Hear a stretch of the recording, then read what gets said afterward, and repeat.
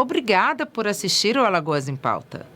O mundo inteiro ainda sofre com os efeitos econômicos da pandemia.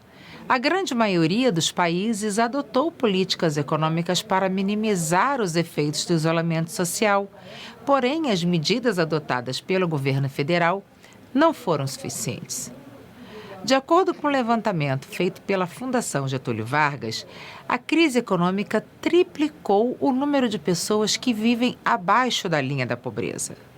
Hoje, cerca de 27 milhões de pessoas, ou 12,8% da população brasileira, tentam sobreviver com R$ 8,20 por dia. Pesquisadores afirmam que a ausência de políticas públicas dificultaram o acesso à renda, conduzindo o Brasil para o pior cenário da pobreza nos últimos 10 anos. Para comentar os impactos da pandemia no cenário econômico, perspectivas para o pós-pandemia e como o Nordeste vem se destacando nacionalmente em meio a essa grave crise, convidamos a professora e economista Natália Olivindo.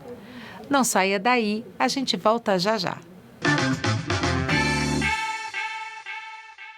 Olá, seja bem-vindo ao Alagoas em Pauta. Essa semana a gente vai conversar com a professora e economista Natália Olivindo sobre a situação econômica do Brasil no pós-pandemia. A gente ainda não está essencialmente no pós-pandemia, mas a gente está caminhando para lá. E a gente sabe muito bem que a situação econômica do nosso país não é das melhores. E a Natália vai contar para a gente o que a gente pode fazer para melhorar isso. Natália, seja muito bem-vinda ao Alagoas em Pauta. Obrigada por conversar com a gente. Obrigada também, Dani, pelo convite. Natália, como você avalia as medidas econômicas que foram implementadas no Brasil durante a pandemia pelo governo federal? Bom, no geral, a gente pode falar, que foram sim tomadas medidas, mas de certa forma faltou um plano um pouco mais elaborado, faltou um pouco de gestão, até porque no início não sabia-se totalmente qual seria a gravidade dessa pandemia, meio que pegou todo mundo de surpresa.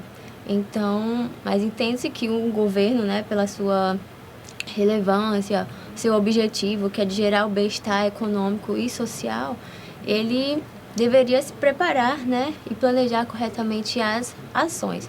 Das ações tratadas, eu acho que a que ganhou maior destaque mesmo nessa pandemia foi a política do auxílio emergencial, que atendeu mais de 60 milhões de pessoas, valores ofertados já no total de 214 bilhões, e foi o que ainda podemos dizer que ajudou a amenizar um pouco a grave crise gerada pela pandemia. Fora isso, tiveram também algumas medidas de apoio aos estados, aos entes subnacionais, prorrogação de dívidas, auxílios também financeiros aos estados.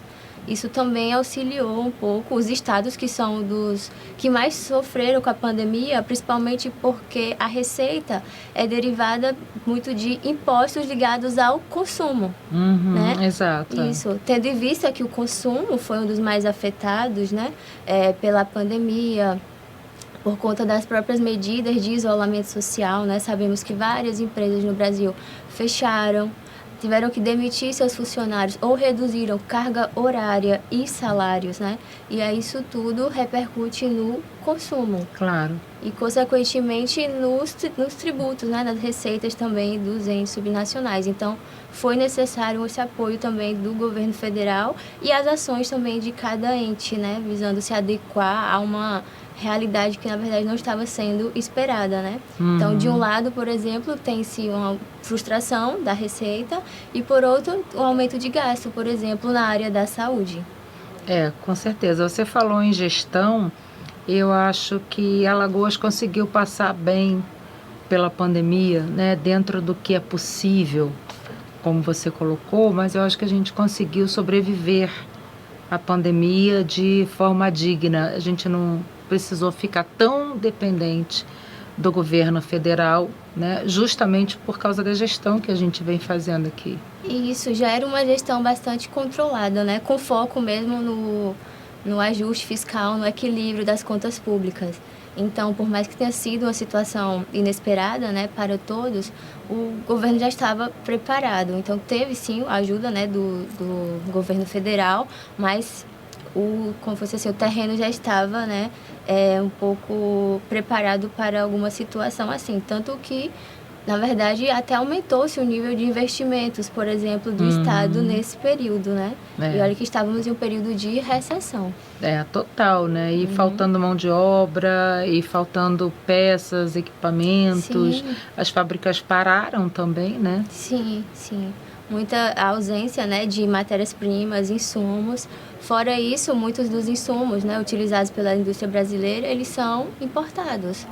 Né? Então, o preço do dólar mais alto, né, encarece a matéria-prima e os produtos aqui no Brasil também ficam mais caros. E o consumidor perdendo poder de compra, né? Isso. Aí você tem uma conta que não fecha. Justamente. Bem difícil, né? Isso. Natália, a gente percebeu o aumento da miséria, né? Ficaram muito famosas algumas imagens de pessoas numa fila para pegar ossos de boi para comer. Isso aconteceu no Rio de Janeiro. O número de pessoas em situação de extrema pobreza está aumentando. Segundo uma pesquisa da FGV, hoje a gente tem 27 milhões de brasileiros em situação de extrema pobreza. Como é que a gente consegue enfrentar uma situação dessas? Assim, o que a gente pode fazer, pelo menos no primeiro momento, para conseguir tirar essas pessoas dessa situação tão, né, de miséria mesmo? Isso, né, que é um dos graves problemas, desde que começou a pandemia em 2020, né, e aí vários estudos sobre a projeção do PIB, né, o PIB mundial pode diminuir, o PIB brasileiro pode diminuir em 10%. Uma das mais preocupações era essa, voltar para uma realidade, né, até de alguns anos mesmo atrás, onde o nível de pobreza e extrema pobreza no Brasil era muito significativo. Hoje é o pior em 10 anos. Em 10 anos, isso, né? Justamente 27 milhões de pessoas em extrema pobreza. Isso gera um déficit, assim, de gerações, né? Isso tudo repercute na saúde das pessoas, na questão alimentar, como você falou, nutricional. Totalmente tocada, né, por esta situação. Então, a princípio, é preciso um olhar mesmo, né, do poder público, de uma maneira geral. Sabemos que, por exemplo, o auxílio emergencial foi relevante, mas ele não foi o suficiente. Não. Muitas pessoas ficaram de fora que, por exemplo, nas renovações, o valor do auxílio reduziu. Reduziu. E aí, com a inflação alta, como nós estamos agora, né, os alimentos puxados justamente pelos alimentos, pelo combustível, esses valores não foram significativos, por exemplo, para garantir, né, a sobrevivência das pessoas. Então, é preciso um olhar mesmo do poder público, é preciso, sim, ações do cunho mesmo social, e principalmente para tentar resgatar essas pessoas, né? Fora isso, e as crianças também, sociais. Como você falou em gerações, né? As crianças estão sendo impactadas, inclusive nutricionalmente, o que prejudica o aprendizado, a saúde, enfim, é uma reação em cadeia, né? Isso, tem a própria questão da educação, né? As crianças ficaram mais de um ano sem ir à escola. Muitos pais não tinham como ensinar, ajudar. Né? A maioria. Então, assim, você pensa que é um déficit que vai ser em todas as esferas, né? Inclusive na educação do Brasil, que já é tão, né, precária, justamente, né? Pelos indicadores. O PISA, por exemplo, que é um dos indicadores de educação, sempre mostra o Brasil com grande deficiência. E aí agora a gente vê os resultados disso também, né? Mais à frente. Então, além de programas sociais, né, que prometeram até um aumento aí do Bolsa Família, né, mais pessoas a serem atendidas, é preciso um apoio também para a economia de uma maneira geral, né, o incentivo a investimentos, a aberturas de emprego, tudo isso é necessário neste momento, né, para tentar diminuir esses graves problemas causados pela pandemia. A economia é a base de uma sociedade, né? Se você tem uma economia forte e robusta que consiga gerar emprego, gerar valor para toda a sociedade, você dali consegue reverberar em todas as outras esferas, né? Quando você tem uma economia precária, pouco dinheiro, poucos investimentos públicos, e isso reverbera também negativamente em toda uma sociedade. Eu acho que a gente vai levar aí uns 10 anos para se recuperar dessa pandemia, porque a gente não está vendo nada sendo feito agora. Ninguém parou para pensar, como você bem disse, se preparou no governo federal para resolver essa situação, porque é uma situação gravíssima, gravíssima, muito séria, e que prejudica inclusive investimentos estrangeiros aqui no Brasil, que faz gerar a máquina econômica, né? Gerando empregos, trazendo novidades para o Brasil, enfim.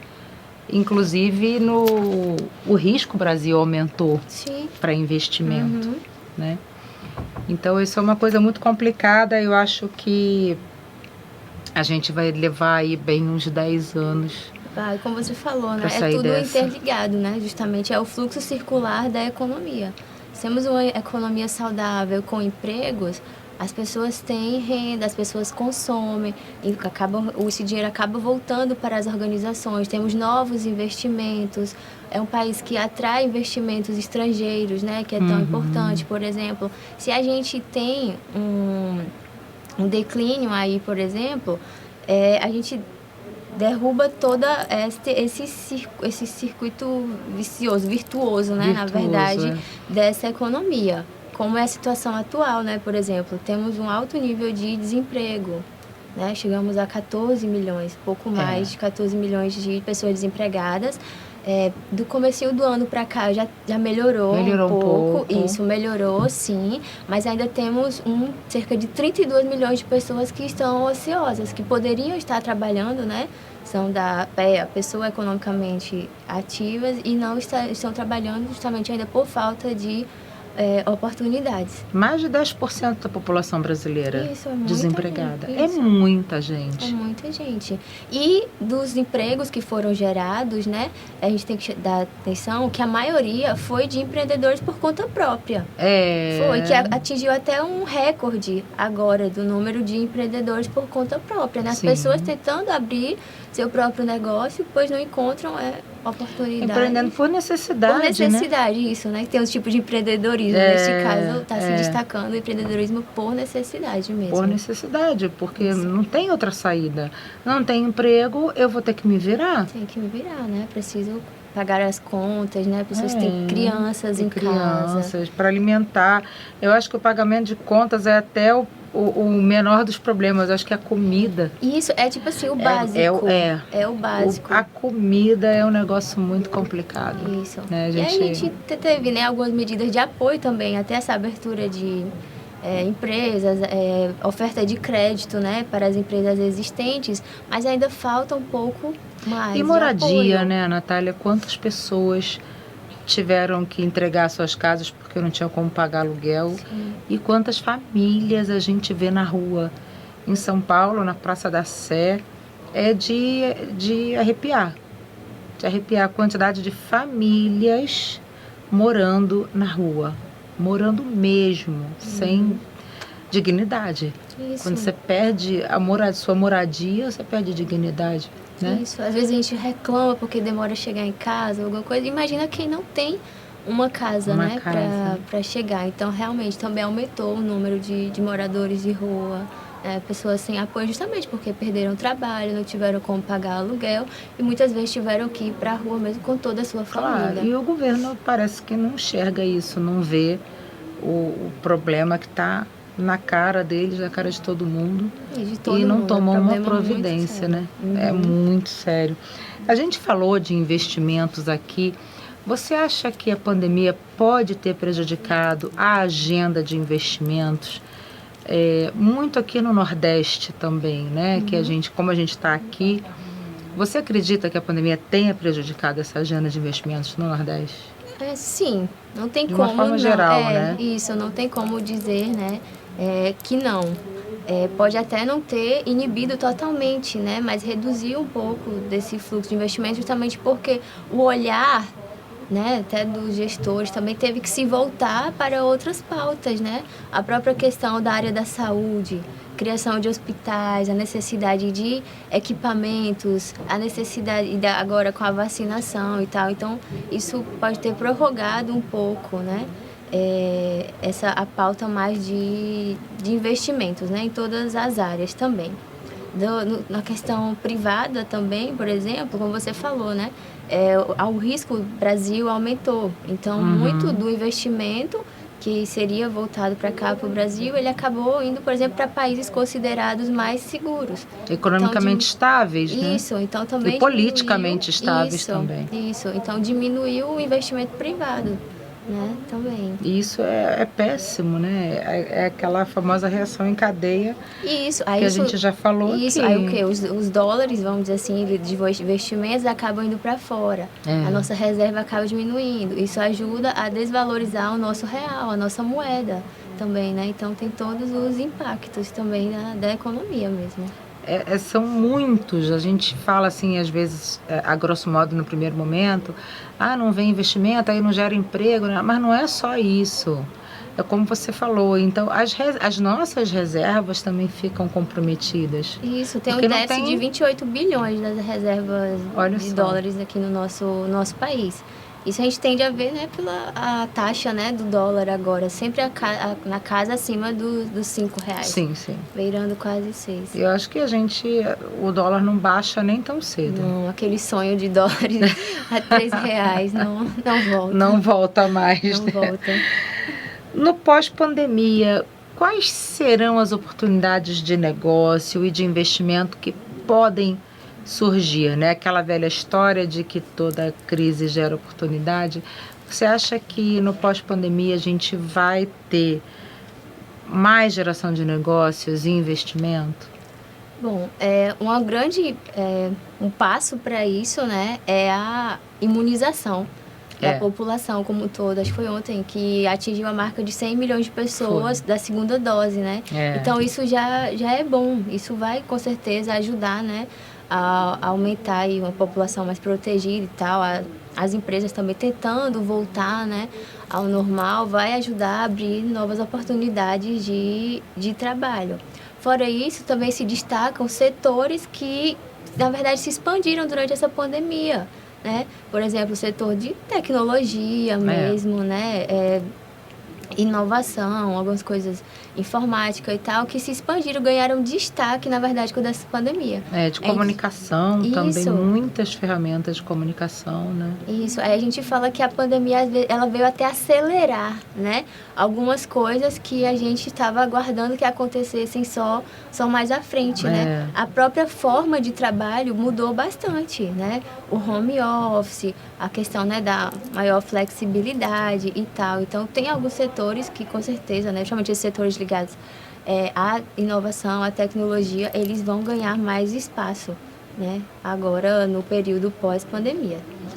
Eu acho também, se a pessoa está buscando investimento, né, eu quero investir em alguma coisa, um empresário que quer investir, tem tanta startup que surgiu aí, com novidades, né, voltadas não só para a tecnologia, para a comunicação e até para soluções de problemas do dia a dia. Isso. As startups, elas estão aí em busca de investimento.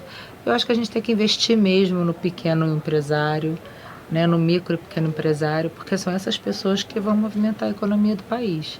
Isso. Se a gente ficar esperando só pelas grandes empresas, eu acho que vai demorar mais tempo ainda para a gente se recuperar. E as grandes empresas a gente viu, né, que algumas, na verdade, né, deixaram suas atividades no Brasil durante essa pandemia. Foi, muitas montadoras, né?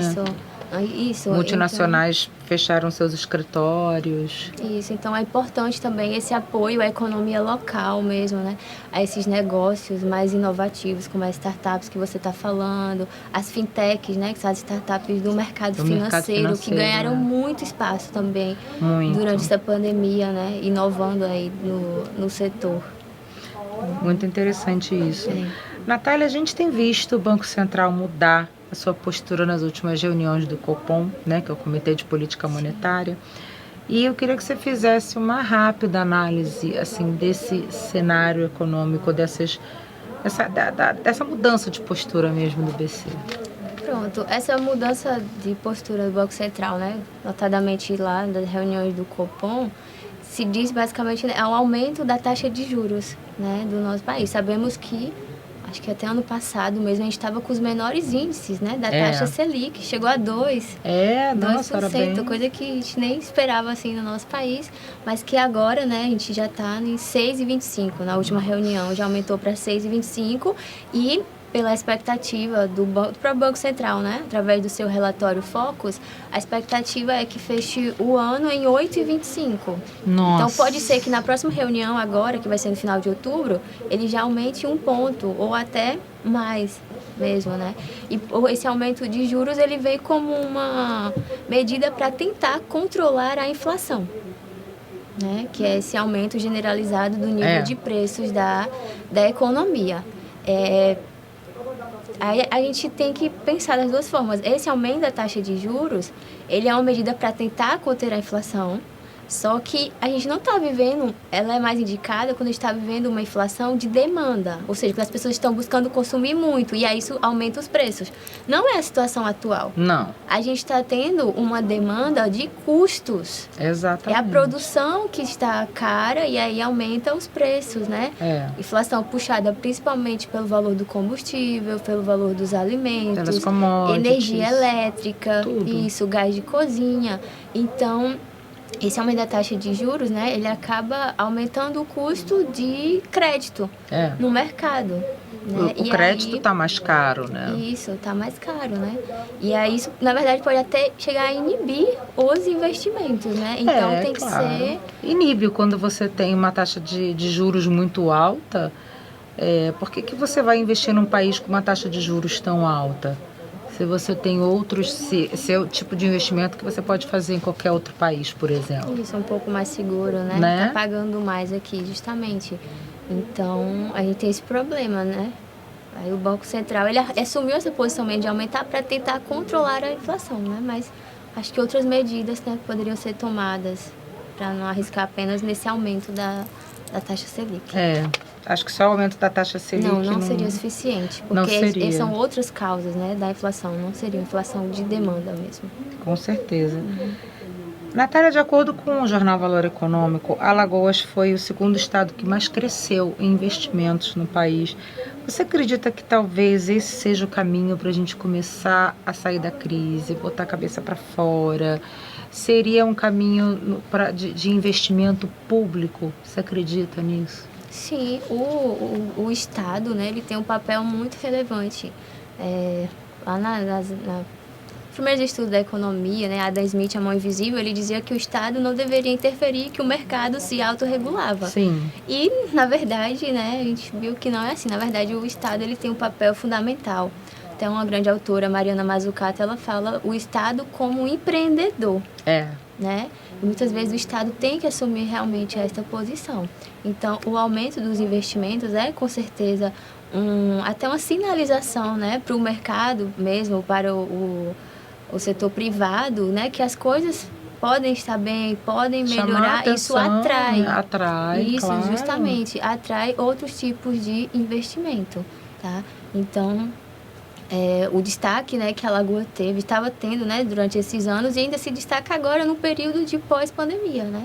É ainda mais relevante. Que tinha tudo para dar errado. Isso, né? E na medida do possível ainda está crescendo. Ainda está crescendo, Isso. né? E investimentos públicos deveriam ser feitos sempre, assim, nunca deveria parar, né? O governo, os estados nunca deveriam parar de investir nos estados, melhorando as estradas, construindo hospitais, escolas, etc. Porque é daí que você consegue construir uma nação saudável em todos os aspectos, economicamente saudável, né, em termos de saúde, de educação, né, intelectualmente falando. O investimento público, ele não deveria parar, deveria ser contínuo o tempo inteiro, né? Agora, isso demanda gestão, demanda ajuste fiscal, tudo aquilo que, né, a gente também já conversou aqui.